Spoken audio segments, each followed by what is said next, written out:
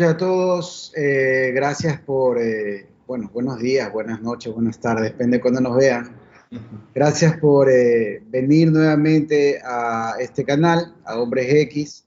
En esta ocasión tenemos un invitado de lujo, Nicolás Gudiño. Le tengo prometido una cangrejada en Guayaquil hace tiempo. Ojalá algún día para nosotros también. Claro, también. Bueno, voy a presentar a Nicolás. Nicolás Gudiño tiene más de 20 años de experiencia desarrollando software en una variedad de idiomas. Fundador de House Internet, uno de los primeros ISP de Argentina, área que le permitió adquirir experiencia con las nuevas tecnologías e involucrarse con el software de código abierto. Descubrió Asterisk en 2004 e inmediatamente comenzó a contribuir y desarrollar software para la plataforma, lanzando en abril de ese año la primera consola de operador basada en web para Asterisk, el FOB. El panel de operador de Flash fue adoptado rápidamente por toda la comunidad y se ha incluido en prácticamente todas las distribuciones que han surgido desde entonces. En junio de 2009 se lanzó una nueva versión del popular operator, el FOB 2, por la que ganó el Community Achievement Award de DIU. También ha desarrollado utilidades de informes como Asternic Call Center Stats y Asternic CDR Reports, tanto en versiones gratuitas como comerciales. Actualmente está involucrado como COT del proyecto Isabel Unified Communications. Bienvenido, Nicolás. Gracias por participar en este espacio.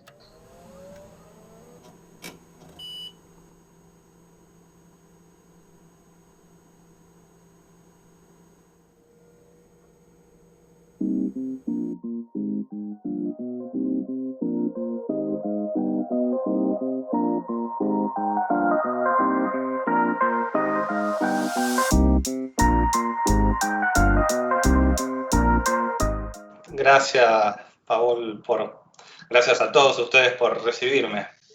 Qué grande. Gracias, Nico.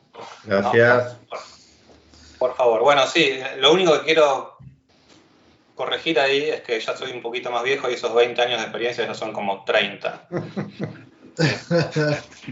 Bueno, mejor. Sí, por supuesto. Bueno, vale. Pues, se podría decir, quizás. Bueno, vamos de justamente de la mano a eso. Entonces, mucha gente te conoce por estar vinculado a Asterix, al FOB más que todo, a Asternic también. Pero antes de eso, Nico, ¿cuál era el background o qué era lo que te interesaba? ¿Cómo comenzaste? Digamos, vamos a empezar por mi infancia. Porque, no tanto, viste, tampoco. Sí, ¿En qué jardín de infantes? Pero más o menos, casi más o menos. Cuando tenía 9 años, en mi casa llevaron una computadora personal. Una Texas Instrument, una TI 9941. Con el Parsec. Con el Parsec, juegazo. Por favor, jugué hasta darle vuelta el puntaje, resetearlo en 99.999 a 0. Además del Parsec, teníamos otro cartuchito de juegos, venían unos cartuchos, era un fútbol americano, que eran unos cuadraditos en pantalla y una estrategia rarísima. Inexplicable. Y otro cartucho más, que era el Extended Basic. Y un libro. Y... 9 años. 9 años. La primera noche con esa computadora, cuando todos se fueron a dormir, cuando mi hermano mayor dejó de jugar, yo me senté con la computadora, agarré el libro y empecé a copiar los programitas en BASIC que había en el libro para ver qué pasaba en la pantalla. Y eso me fascinó, ver que algo que yo escribiera generara dibujitos en la pantalla, me parecía increíble. Y ahí fue que, digamos, me enamoré de poder crear cosas con una computadora. Y bueno, seguí aprendiendo a programar, ya con no demasiado tiempo ya hacía mis propios jueguitos, obviamente muy simples, era muy chico, pero programaba jueguitos a los 10 años, en la Texas Instrument. Una computadora bastante limitada, pero y todo, digamos, copiando este libro y aprendiendo por mi cuenta. Luego, bueno, vinieron computadoras un poco mejores, la Commodore 64. Revistas. las revistas, ahí ya copiaba los programas de las revistas. Era tremendo, esa época era tremenda, porque venía una revista que decía, nuevo juego. El juego era el código escrito en 8 páginas en la revista, y uno tenía que copiar, y mucha parte de ese código, como las computadoras eran muy limitadas, tenían muy poca memoria, todo lo que es gráfica o demás, estaba codificado en binario. Entonces era copiar 0, 0, 1, 8, 3, A, B, J, o sea, imagínate, No podías cambiar nada. 8 No podías páginas de eso nada. y no te podías equivocar, porque si te Syntax equivocabas, error al final era algo no andaba. Ese era el Cantado. problema, ese era tremendo. Hacías así, la adrenalina de hacer syntax error. No, y empezar de vuelta, sí. Y empezar Pero a nada, ver. fueron momentos épicos, digamos. ¿Y cómo Así llegaste? todo, disfrutaba muchísimo. ¿Cómo llegaste a tener tu propio ISP? Bueno, pero ahí ya pasan muchas cosas. Se puedo Contar. contar cosas antes. Vale.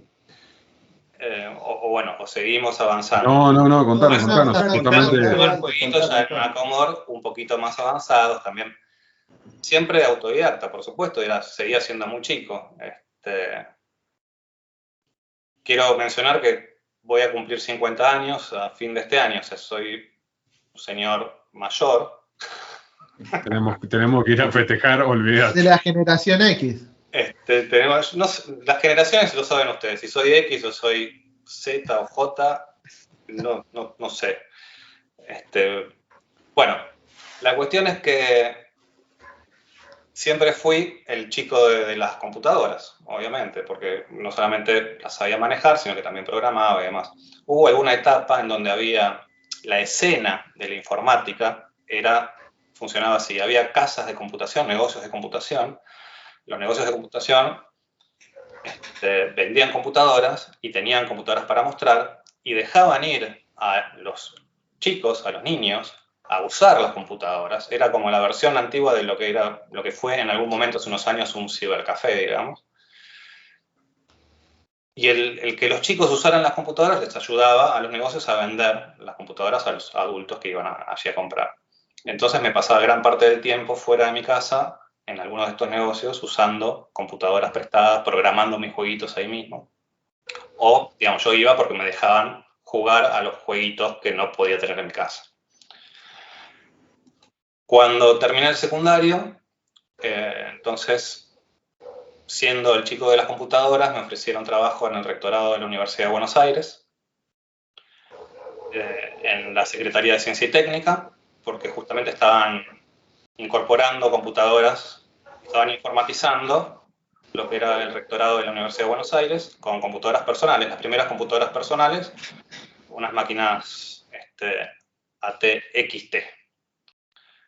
Entonces empecé a trabajar ahí tuve mi primer contacto con computadoras IBM, o computadoras personales, y también mi primer contacto con módems telefónicos y redes de mensajería y todo esto, por supuesto, bastante pre-internet.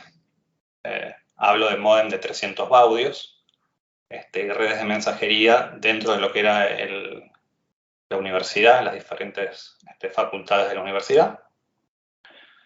Yo ayudé a montar eso en lo que es el rectorado de la Universidad de Buenos Aires. Trabajando ahí y terminando el secundario, descubrí, digamos, el shareware, software gratuito, digamos, pero con alguna limitación o con algún pedido de contribución. El shareware era software desarrollado por desarrolladores independientes que no tenían acceso a una empresa que publicara este tipo de jueguitos. Se distribuían generalmente por sistemas de BBS. Un BBS es un boletín electrónico, uno se conectado a su computadora personal a través de un módem a este servicio, y entre las diferentes cosas que se podían hacer era descargar estos programitas para usar. Y con un compañero de secundario montamos una empresa para vender shareware en disquetes. La gente venía y decía, teníamos un catálogo de jueguitos, de muchos juegos, que traíamos en cintas desde Estados Unidos. el antivirus, digamos, el McAfee antivirus se actualizaba cada 15 días y toda la gente necesitaba actualizarse. Bueno, era una de las cosas. Nico era el McAfee argentino, olvídate. Todo esto muy, muy previo a todo lo que... Tipo en los 90 más o menos eso. Sí, 90 y... Decime que vos no eras ese lugar donde ibas a comprar los disquetes y golpeabas una puerta, tenías que decir una palabra secreta, feedback, y te abrían la puerta por ser San Telmo. No. Nosotros no teníamos contraseña y vendíamos shareware, no vendíamos software pirata. Porque también alguien tranquilamente te podría vender software pirata. Venía mucha gente a decir, quiero comprarme Windows. Pero nosotros no, vendíamos exclusivamente shareware. Ahí, en esa época, también fue que conocí a Linux. Linux fue otra de esos programitas, en este caso un sistema operativo completo, que se podía descargar o que se distribuía a través de los BBS originalmente. Y tuve mi primer contacto. No lo usé, sí lo probé, pero no le encontré utilidad inmediata. Esto también, no me acuerdo el año, pero eran 90 y... Ponele que te dijera 98. O sea, Linux era algo bastante nuevo. Hace poco cumplió 30 años.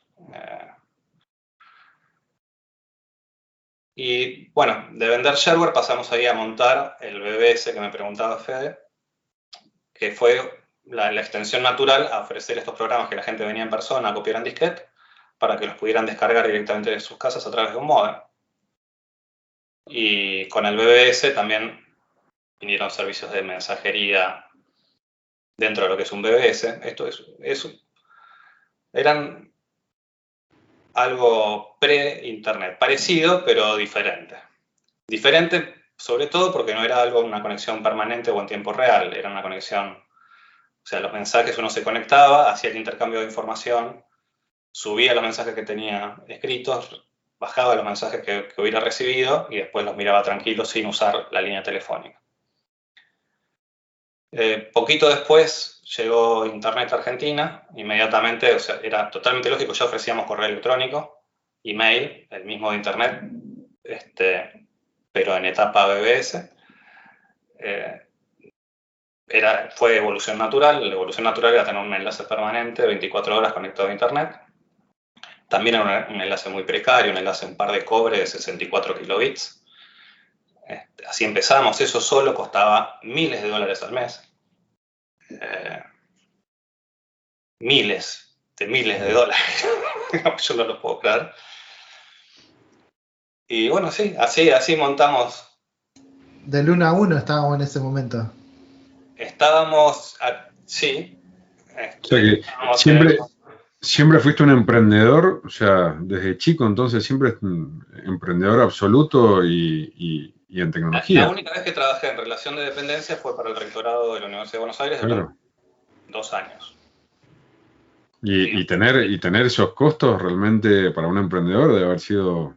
¿Edad, Nico, de ese momento de los miles de dólares de costo? ¿Perdón? ¿La edad que tenías? La edad que tenía, sí. 20, ¿cuánto? 20 algo, a ver, déjame pensar, 27, 26. ¿Y lo solventaban con digamos, suscripciones de gente que tomaba el servicio, básicamente?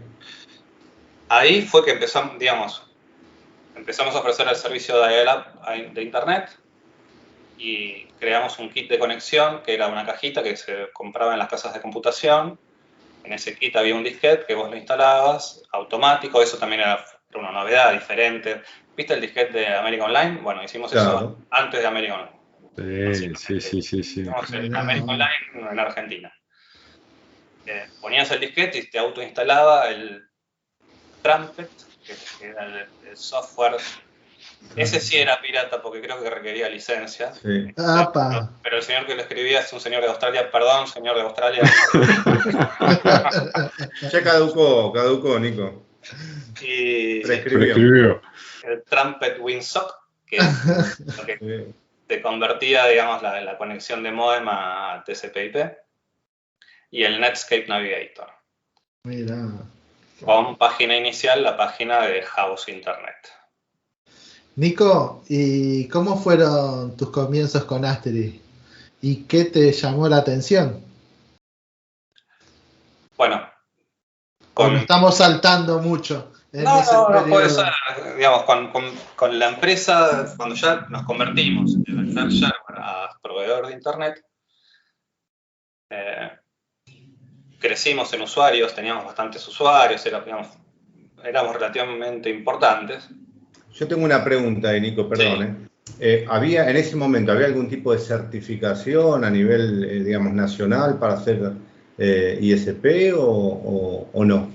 Había Sí, tenías licencia. que una licencia, claro. Tramitamos la licencia, hubo que tramitarla, sí. La CNC. De telecomunicaciones, pagar claro. Pagar un canon. Eso de licencia, pagar el canon. No cualquiera podía. Claro. A ver, para hacer un BBS no necesitabas tener la licencia. Para ofrecer servicio de internet, sí. Ojo, esto al día de hoy también, o sea, más allá de que muchos lo cumplan o no, pero sí, al día de hoy también se necesita sí. Sigue vigente. Una licencia por la CNC. Sigue vigente. Como yo ya dejé de ofrecer los servicios de internet hace unos años, dimos de baja, y algunos me dicen que soy un loco porque obtener la licencia es muy difícil. Es muy difícil, sí, pero como no pretendo hacer ningún otro negocio en telecomunicaciones, la revoqué, digamos, la di de baja. Porque, digamos, conlleva un montón de trámites que hay que hacer, declaraciones juradas mensuales, anuales y pago de canon. Toda una burocracia que ya no tenía más ganas de seguir haciendo. De mantener. Así es. Así que, bueno, sí se requería esa licencia. Y no me olvidé cuál era la pregunta, Fede. No, ¿cómo fueron tus comienzos con Asterisk y qué te llamó la atención del proyecto? Bueno, ¿cómo fue el traspaso entre ISP y Asterisk? Dentro de lo que es el ISP seguía siendo el chico de las computadoras, lo vamos a poner así, el que manejaba toda la cuestión técnica. Ya estamos hablando también a nivel de infraestructura de internet, o sea, unas cuestiones un poquito más complicadas. Y generalmente pasaba así, con los vendedores, como suele pasar en todas las empresas. Si viene alguien con un requerimiento, el vendedor dice, sí, claro que sí, por supuesto. Y entonces vino un vendedor y me dijo, bueno, este es cliente, necesita conectar la sucursal en Chile, la sucursal en Perú, no me acuerdo en qué otros lugares, por telefonía, usando internet. Vino un jueves diciéndome que tenía que hacer una demostración para el lunes siguiente. Ok, yo cero experiencia con voz sobre IP, sabía que existía la posibilidad de transmitir voz sobre IP, no había nunca probado con nada, ningún software ni ningún hardware. Así que nada, me puse a buscar. Altavista, Google creo que ni existía, o si existía era algo nuevo. Altavista. Y aparecieron en la búsqueda dos softwares que me permitían probar el tema de voz sobre IP. Uno era Asterisk, el otro no me acuerdo el nombre. No recuerdo. No voy a hacer ningún esfuerzo. Había dos. Asterisk y este otro. Probé los dos. Con Asterisk, enseguida, pero al segundo, ya me di cuenta de que era maravilloso. Maravilloso sobre todo porque en mi empresa teníamos una centralita telefónica Panasonic, de estas, una chiquitita, porque tampoco éramos tan grandes, seríamos 12, 14 personas, no me acuerdo, éramos pocos. Pero si venía un empleado nuevo, un soporte nuevo y había que ponerle un teléfono, tenía que llamar al señor de Panasonic que venía con la Novo, le enchufaba el cable y le tocaba 3 botones zapallos y me cobraba un montón de plata. Y yo que sé manejar todas esas cosas, pero no tenía ese cable y me daba bronca tener que, por agregar un interno, tener que pagar tanto dinero. Sí. Además de que esto es algo que tenemos no sé, es la idiosincrasia argentina, donde queremos hacer todo barato, lo más barato posible o gratis o arreglarlo. Arreglar las No cosas solo, con no solo en con Argentina, un sí. Lindo, barato, ¿cómo era? en Ecuador también lo hay. Bueno, bonito y barato. Entonces, esto también en algún momento le comentaba a Fede la semana pasada, cuando montamos el ICP no teníamos dinero para pagar licencias de Microsoft. Entonces, ahí fue que empecé a usar Linux, y para servicios de Internet tenía todo el sentido. O sea, para montar un servidor de DNS es Bind, y Bind existía en Unix, y fue portado a Linux inmediatamente. Microsoft tenía un servidor de DNS que andaba mal, que era feo, que había que tener licencia de Windows NT, profesional, no sé qué. O sea, no tenía sentido. Y entonces, la solución que encontré para voz over IP, también estaba buscando algo de código abierto, en principio por el costo. Y por la accesibilidad, porque inmediatamente, de un jueves a un lunes, pude montar una demo para conectar por voz 2 lugares a través de Internet. En ese momento, después, bueno, se usaban unos aparatitos ATA, marca Cisco, que era lo único que había, que te permitían conectar el teléfono análogo. Eran puertos FXS, y te los convertía en IP. Así que así empecé, así fue que descubrí Asterisk. Y ahí también me mandé una picardía que fue sin consultar a mis socios. Compré todos los Ciscos que hacían falta, desenchufé la Panasonic y me pasé a Asterisk de una semana para la otra. Así, de frente, marche. Aprendiendo sobre la marcha. Quemaste los barcos. Quemé todos los barcos. Entonces, un día llegó mi secretaria, la recepcionista, que tenía el teléfono con todas las lucecitas de colores, y se encontró con un teléfono feo, que no tenía le funcionaba nada. No tenía ninguna lucecita porque estaba conectado al Cisco ATA, un teléfono común. Y me vino a ver enojadísima, amenazando de renunciar. No podía trabajar. Y era cierto. Porque no podía saber si yo estaba ocupado, si no, si a quién pasarle, no podía trabajar. Ay, De ahí viene el famoso FOB 2, del FOB. El FOB. ¿Y cómo se llamaba ella? Mariana. No creo que me esté viendo. Mariana, te mando un beso. Muy bueno. Pero wow, ¿no? La historia detrás de los sucesos. Mariana fue de alguna manera quien presionó, ¿no? La impulsora. Así es. Así que bueno, Mariana me vino con ese reclamo, tenía mucha razón.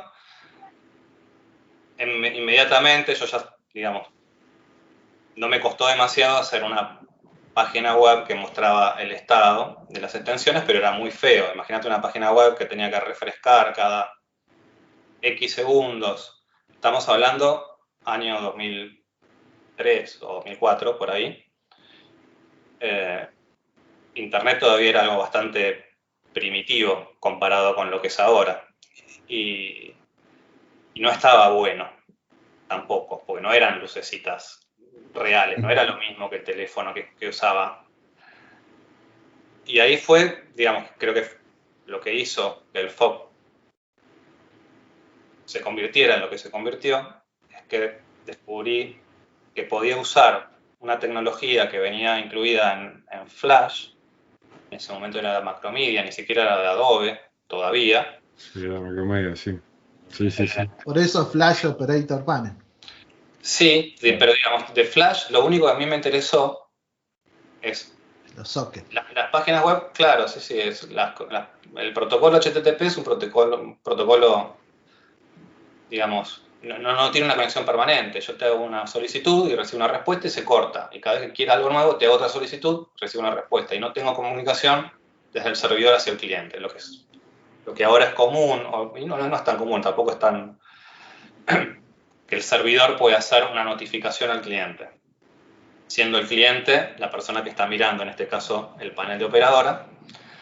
En una página web no hay manera. Uno, usando tecnología web, exclusiva tecnología web y HTTP, lo que había en ese momento, era pedir información cada poquitos segundos. Y eso es totalmente impráctico, no es tiempo real, es feo. Y Flash tenía esta opción que se llama XML Sockets, que permitía hacer esa conexión permanente entre el cliente y el servidor, y con esa conexión permanente, entonces ya el tema de hacer notificaciones es natural. ¿Tenías que programar en ActionScript? ¿Algo así era o no? ActionScript. Sí, había que programar en ActionScript, digamos. También en su momento, como no tenía la licencia de Macromedia para Flash, busqué lo que se podía hacer para generar archivos SWF, archivos de Flash, sin usar Macromedia, y había una librería que se llamaba Ming. Entonces se podía generar el cliente de Flash Operator Panel, la parte de Flash, en Ming, que era un lenguaje de programación, era escrito, no era visual, mientras que Macromedia era una herramienta que uno arrastraba cositas y demás. Así que nada, con esto, con los XML Sockets, así se llamaba la tecnología de Flash, me permitía eso, notificar de manera inmediata un cambio de estado. Y Asterix, desde el principio, tenía el AMI, que es la interfaz, que es una conexión también por socket y directa, que va anunciando los eventos y cambios de estado. Entonces lo que hice fue escribir este servidorcito que habla con Asterix para recibir los eventos, habla con Flash para notificar esos eventos a los clientes que estén conectados. Entonces la experiencia de usuario era ver que un señor levanta el teléfono e inmediatamente en el navegador se marcaba el estado. Algo que en web no existía en ese momento. No había nada en web que funcionara así. Siempre era una cosa de refrescar o de una cuestión poco fluida. Te pregunto algo ahí entre medio. ¿Y cómo fue tu decisión de hacerlo open source? Porque también lo podrías haber hecho comercial. ¿O fue como tu puntapié para mostrarte hacia toda la comunidad? Para subirlo, ¿no? El Asterix. Sí. Digamos, pasó lo siguiente. Yo cuando descubrí Asterix y cuando hice ese vuelco, esa tirada a la pileta, esa quema de barcos, también tenía que no solamente conseguir los FXS, sino que tenía que conseguir los FXO. Estamos hablando que, digamos, placas digitales, tramas... No existían todavía. Existían, pero no, digamos. No existían para Asterix y era muy difícil conseguir tramas, incluso de telefonía, para una empresa, digamos. Venían siempre los pares. O sea, yo tenía los multipares, era un desastre de cablecitos, el data center de mi empresa. Las placas Dialogic, pero no corrían sobre Asterix. Claro, bueno, entonces tenía que conseguir los FXO. Y en ese momento, Mark Spencer vendía unas placas a $100 cada una en Estados Unidos. Las T400, ¿no? Ya no estábamos en el 1 a 1. Ya no estábamos en el 1 a 1, quiere decir que eran muy caras. En una Argentina saliendo de una crisis tremenda. Y mirando las especificaciones del hardware de esas placas, o sea, yo necesitaba varias, no me acuerdo si eran 8 placas o algo así. Estoy hablando también donde ya el costo de internet de los $40.000, eso es cuando era el 1 a 1. El 1 a 1, para los que no sepan, en Argentina hubo un tiempo en donde había una equidad entre el peso argentino y el dólar. Entonces, todos los argentinos de golpe y porrazo pasamos de ganar dinero en dólares, o eso creíamos. Bueno, ya no estábamos en 1 a 1. Las placas estas, cada placa costaba $100 en Estados Unidos. Traerlas acá te duplica el costo, o sea, era un costo muy alto. Pero yo, siendo ISP, tenía experiencia con hardware y con modems y sabía que esa placa era un simple fax modem cuyo costo en Argentina era de $8. Era el mismo hardware, pero cambiando algunos numeritos de fabricante. Y era el firmware, ¿no? No, lo el mismo, modificaba. era todo igual. Lo único mira. que había que cambiar era el código de Asterisk para que reconociera el hardware como una placa de las de Mark Spencer, de las de Edition. Entonces, bueno, fui por ahí. Toda esa data, Al perdón, mismo ¿no? tiempo, Pero toda esa data, digamos, porque eso hubo que hacer ese es un Un search. descubrimiento, claro, digamos, hoy sí lo No ir a es search buscar, porque la descubrieron. claro, de dónde surge ese descubrimiento? Compró una y la vio y dijo, pero esta es igual. Cerebro, por eso yo le digo cerebro a Nico. Olvídate, cerebro. digamos, cuando... No me acuerdo, digamos, no surgió totalmente de mí, digamos. Leí algo, yo en esa época ya también contribuía con el código de Asterisk. Yo ya había mandado la notita para incorporar código en las versiones primitivas de Asterisk. Ahí había mucha colaboración de la comunidad y yo era parte de esa comunidad, con pequeñitas contribuciones. En la 1.2, ¿no? Antes de la 1.2. Y, o sea, yo empecé con Asterisk 0.5. Y bueno, en algún momento, que había problemitas que yo no podía resolver, contacto con Mark, que ya era medio difícil de engancharlo, y Mark se conecta en remoto a mi equipo para mostrarle el problema que había, no recuerdo cuál era, y Mark enseguida me dice, pero las placas que tenés no son... Ah, no. Estamos en Argentina, Mark. Estamos en Argentina, es así. Y bueno, justamente por eso, yo le expliqué, mirá, la verdad, estaba clarísima, digamos, está todo bien. Mark encontró el problema, no tenía que ver con el hardware, era otro problema, era algo con las colas, no me acuerdo ahora qué. Pudo ver el problema, yo lo reproducí a mi equipo, y nada, entonces yo tomé mucho de lo que es el código abierto, y algo tenía que devolver, digamos. Todo mi negocio de ISP se montó sobre código abierto y me fue más o menos bien. Entonces, algo tenía que devolver. Ya bien puse pequeñas cositas de código en Asterisk en sí, pero me pareció que nada, no sé, no lo pensé, no pensé que tenía que ser comercial. Y terminó siendo la cara visible de Asterisk, el FOP.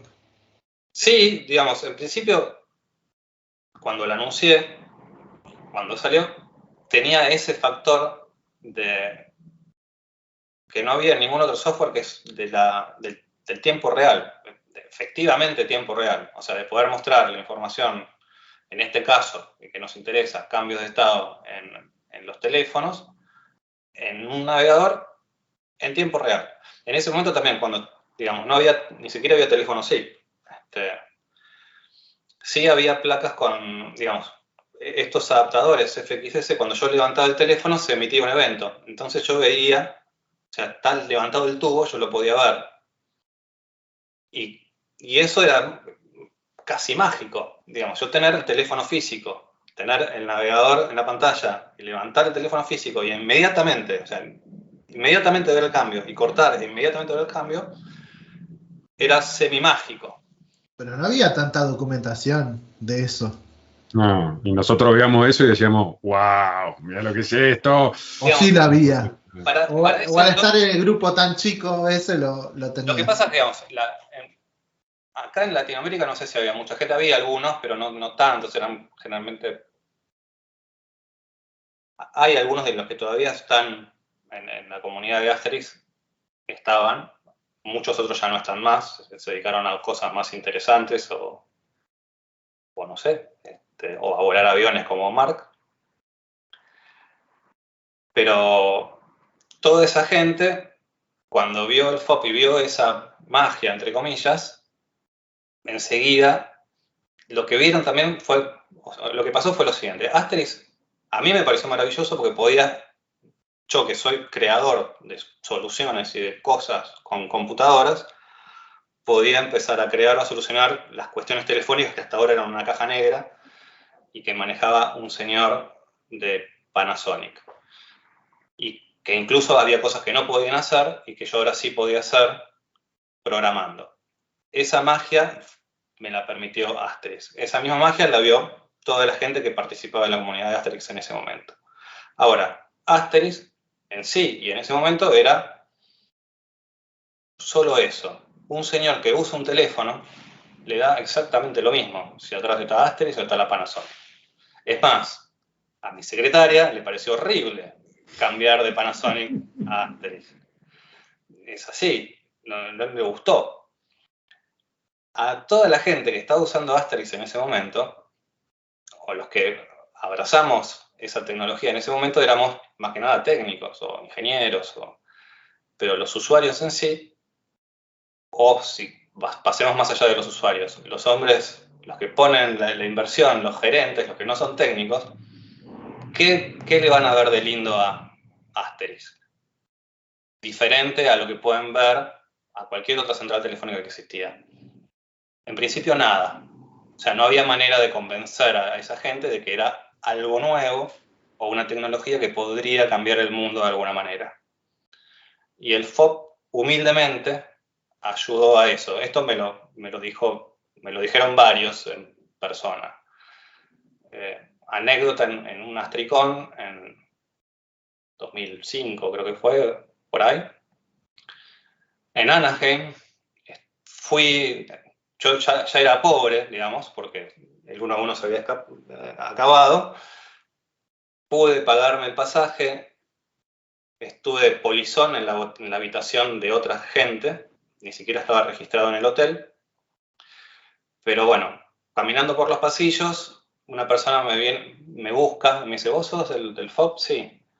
No recuerdo el nombre, me dijo, yo soy fulanito, soy el jefe de desarrollo de AT&T Labs. Wow. ¡Pumba! Y me dice, gracias al FOB pudimos convencer a AT&T de que invierta no sé cuántos millones de dólares en Asterix. Porque no los podía convencer a los señores de que tenían que ver que Asterix podía hacer algo. Entonces armó el FOB, puso en la pantalla grande los telefonitos dibujados, levantaba el tubo y se prendía, arrastraba en la pantalla y los teléfonos sonaban. Eso es lo que permitía hacer el FOB. Y ahí los señores que tenían que poner el dinero dijeron, esto puede servir. Esto no se hace con la Panasonic, esto no se hace con la Valla. Y por ahí se vio. Y creo que fue en ese Astricón o algún otro. Se corría un evento paralelo de telecomunicaciones, no recuerdo el nombre. Yo soy muy malo para los nombres y las fechas, quiero que lo sepan. Seguramente estoy diciendo muchas imprecisiones, pero en este otro evento era de telecomunicaciones en general, Astricón era solamente de Asterix. Corrían las mismas fechas, Mark Spencer pasó un día en este otro evento, al siguiente vuelve y me viene a ver y me dice, el stand de AT&T, que era la nave principal, gigante, en el medio de esa exposición, lleno de pantallas planas, que eran una novedad, que haya pantallas planas, en todas el FOB. Wow. Entonces, Mark estaba, era Asterix, pero también estaba el FOB. Entonces, nada, es esa cara visual ayudó a que, de alguna manera, también humildemente lo digo, a que Asterix pudiera dar ese pasito que le faltaba para ser mainstream, para llegar, para triunfar. Hubiera triunfado de todas maneras. ¿No? Bueno, pero consulta, ¿qué sentiste en ese momento que viste eso? O sea, está bien, humildemente todo, pero ¿qué sentiste así como? El señor de AT&T me invitó a comer un churrasco, que era como una gran invitación. Comer un steak en Estados Unidos, en un buen restaurante. A mí no me sorprendió porque, soy argentino y tenemos una muy buena carne. Y cuando me habló de esos millones de dólares y yo pensando que apenas había podido juntar para el pasaje y estaba de polizón en el hotel, ahí dije, ¿qué pasa por acá? Entonces, todo bien con el código abierto, sigo abocando el código abierto, pero ahí me estaba perdiendo algo. Me estaba perdiendo un trencito. Claro, Y entonces empecé a desarrollar versiones comerciales. claro. Qué Muy genial, buena, la qué buena verdad. historia, qué buena Qué historia. buenas cosas que Excelente. han Yo salido. iba a decir algo, bueno, cuando tú estás contando la historia, te iba a decir, bueno, en esa época también ya existía el VoIP, ¿no? O sea, daba otras soluciones, pero eran más privativas y no solamente privativas, sino prohibitivas, ¿no? Por el costo. Entonces, ¿tú crees en realidad que Asterix creó una revolución en la industria de telefonía? Sí, o sea, sí, radical de llevar esto a todo el mundo o no? Porque si es así, y yo sí comparto lo que dice Pablo, eh, y bueno, lo que dices tú también, ¿no? Asterix hubiera llegado de todas maneras a ser lo que fue, pero sí aportaste con un grano de arena importante, ¿no? En la forma en que ha sido, ¿no? ¿Tú crees que realmente es disruptivo Asterix? Yo creo que sí, digamos, y que sea código abierto también fue importante. Digamos, no hubiera pasado lo mismo si solamente hubiéramos continuado con tecnologías privativas y o prohibitivas. Eh, el tema del código abierto es que permite dos cosas. Una, bueno, es democratizar de alguna manera el conocimiento. Digamos, esto es lo que quizás uno no ve. Uno se puede quedar con la parte gratis, pero quedarte con la parte libre, con la parte de poder tener acceso al código para mejorarlo, permite llegar o hacer avanzar a una velocidad que con tecnologías privativas no se van a alcanzar. No se van a alcanzar. Digamos, no hay. Uno puede tener la fuerza de 100.000 bonitos programadores de código abierto contra 500 empleados desmotivados de alguna empresa. Lo que es la innovación, o sea, el código abierto creo que permite innovar de una manera que nunca vas a encontrar con sistemas privativos. O sea, en ese sentido me parece que Asterix sí contribuyó a que la voz sobre IP sea una revolución. De vuelta, desde el punto de vista del usuario, quizás da lo mismo. El usuario, pero da lo mismo también hasta ahí, porque, de vuelta, de golpe mi secretaria Mariana tuvo algo mejor que los botoncitos de su teléfono Panasonic. No tuvo que esperar mucho para tener algo mejor, algo que mostraba más cosas, no solamente la luz prendida. Mostraba duraciones, mostraba con quién, mostraba mucho más. ¿Cuánto tiempo hubiera llevado Panasonic en desarrollar eso? Creo que Panasonic sacó a la central voz sobre IP hace 5 años. Sí. Yo te estoy hablando hace 15. Hilando a eso lo que decís, ¿y cambió mucho la comunidad de Asterix en este tiempo? Sí, digamos, pasaron muchísimas cosas. Cosas buenas, cosas malas, ya las sabemos, pero en general. Digamos, en Yo no general, creo que pasan cosas malas nunca. Son cambios en la vida, son ciclos. Pero sí hay muchos cambios, ¿no? Muchos cambios que seguramente son más dramáticos que otros, ¿no? digamos, lo que pasó con Asterix pasa un poquito, también me pasó antes con mi proveedor de internet. Digamos, como proveedor de internet hay momentos, o como toda tecnología nueva sale, surgen muchos jugadores que pueden tener más o menos éxito. El mercado, la lógica del mercado hace que después se termine concentrando con las ventas y compras de compañías. Siempre. Siempre. Así funciona el mercado. Y eso pasó con Asterix. Cuando yo era proveedor de internet, de golpe surgieron muchos proveedores de internet. Y había 20 proveedores de internet. Digamos, de golpe son muchos. De golpe y vino un señor de Brasil, muy grande, y dijo, bueno, yo quiero empezar con este mercado, ¿qué hago? Voy a comprar. Y se Voy comprando todas las empresas. empresas. El mercado se termina concentrando, y cuando se termina concentrando el mercado, a la larga, en mi opinión, el efecto para el consumidor es negativo. Esa es mi opinión. Eso es debatible, pero yo prefiero que haya 20 proveedores a que haya 2. O 2 amigados entre sí, arreglados entre sí, en realidad. Sí, que pasa, sí, que también pasa. Es lo que Claro. sucede realmente hoy día, sí, pasa. Y con Asterix pasó eso, digamos, terminó habiendo concentración. Es natural, es algo que pasa natural en los mercados, hay una concentración. Y hubo otras cosas antes también. En su momento, Digium, como a mí me pasó, que me invitaron a un churrasco como premio por haber desarrollado el FOB, Digium vio que muchas compañías estaban haciendo mucho dinero con Asterix y Digium en sí no lo estaba viendo. Entonces buscaron la manera de comercializar o de monetizar su producto. Entre esos cambios sugirieron, o sea, eso terminó enojando a casi toda la comunidad de desarrolladores en su momento. Esto fue por el año 2. Justamente el año que a mí me dieron un premio, también fue un poco premio consuelo, por llamarlo de alguna manera.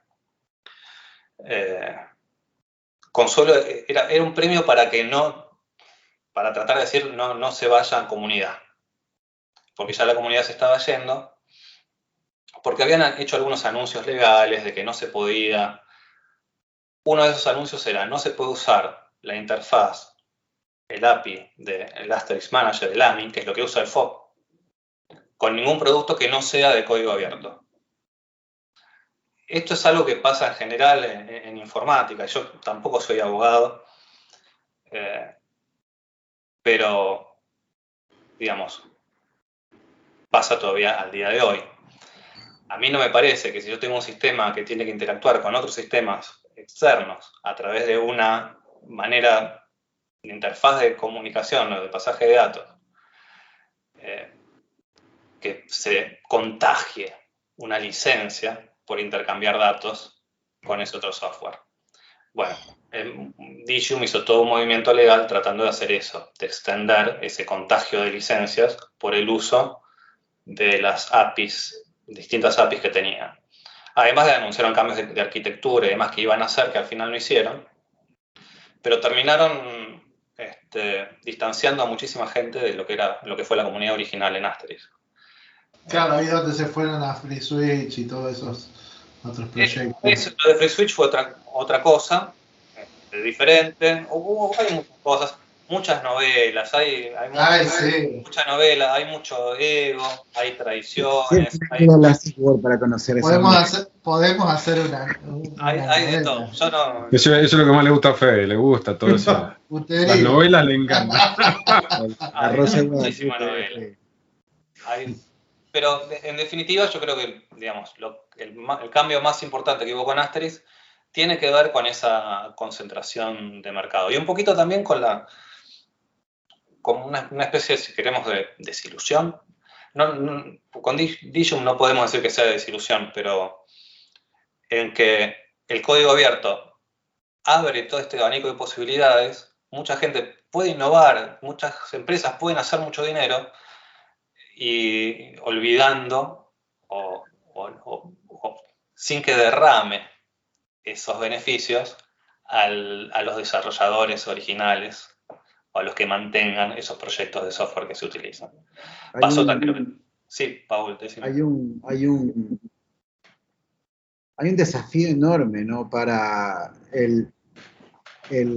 ¿cómo sería? El tutor actual de Asterix, de mantener todavía vigente a la solución y que la gente siga conectada, ¿no? Porque a veces genera rechazo a la gente el que una solución que es open source le pertenezca a una corporación. Siempre hay ese temor de que se cierre el código o simplemente no se continúe desarrollando. Pero ¿crees tú en este tiempo que Sangoma es el dueño o el tutor, por decirlo así, del proyecto, que crees que lo piensa mantener? ¿Crees que está dando pasos como para que la gente se sienta segura de seguir desarrollando para Asterix? Yo creo que sí quieren seguir manteniendo el código abierto. No sé si están dando grandes pasos, pero sí anunciaron públicamente su compromiso por mantenerlo como código abierto, pusieron gente con muchos años trabajando en código abierto exclusivamente para mantener ese espíritu. Si van a tener éxito o no, no lo sé, digamos. Yo me considero un muy mal hombre de negocios. Yo quizás sé desarrollar o desarrollar soluciones bonitas, pero en negocios soy bastante escaso de ideas. Entonces no sabría, o sea, no me gustaría estar en los zapatos de nadie. Pero tienes tus propios zapatos, porque bueno. Sí, pero no me quiero meter en los zapatos de Sangoma para ver qué es lo que tiene que hacer o no con respecto al proyecto Asterix. Yo creo que digamos, ellos expresaron la voluntad de seguirlo manteniendo como código abierto. A nivel práctico, hay gente que desde hace muchos años son exclusivamente trabajando desde el punto de vista no de negocio, sino de código abierto. Espero que sigan así. Si en algún momento, o sea, eso también es lo que tiene el código abierto y un poquito lo que pasó con Elastix y la venta 3X. Si en algún momento Sangoma cierra el código, la parte que quedó abierta se va a poder hacer el fork y si hay gente competente, lo va a poder seguir desarrollando. Ahora, el software es muy complejo. Gente competente hay poca. O sea, para Sangoma mantener Asterix seguro es un esfuerzo importante de inversión de dinero. No es barato. Eso es otra cuestión que... O sea, siempre hay buenas intenciones, ¿no? De ahí llegar al hecho... Claro. Claro, en el caso que se cierre, el código que está abierto va a seguir ahí. O sea, se va a poder seguir usando y si hay gente que lo puede mantener o que lo puede desarrollar o que puede hacer cosas para que siga viviendo, va a seguir viviendo. Siempre que haya ese interés. Quizás puede ser otra empresa grande, quizás puede ser algún grupo chiquito de desarrolladores, entusiastas, o quizás nadie y termine agotándose como todo se agota, porque también convengamos que los servicios de telefonía, el teléfono cada vez se usa menos para hablar.